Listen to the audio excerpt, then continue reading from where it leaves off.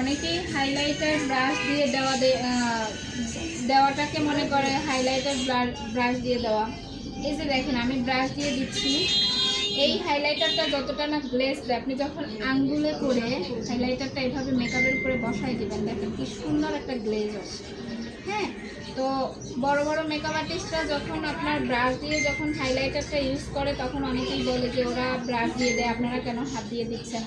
দেখেন ওটা ভিডিওর পিছনে অনেক গল্প থাকে। হ্যাঁ, তো আপনারা যারা হাইলাইটার বসাইতে পারেন না তারা সবসময় আঙ্গুল দিয়ে হাইলাইটার বসানোর ট্রাই করবেন, কারণ যখন আঙ্গুল দিয়ে হাইলাইটার বসানোর ট্রাই করবেন তখন হাইলাইটারটা বেশি সুন্দর স্কিনের সাথে বসে যাবে। হ্যাঁ, কিছু কিছু ক্ষেত্রে আসে যখন আপনার মেকআপটা একদমই স্ট্রং হবে না, সেক্ষেত্রে হয়তো বা আপনি ব্রাশ দিয়ে বসাইতে পারেন।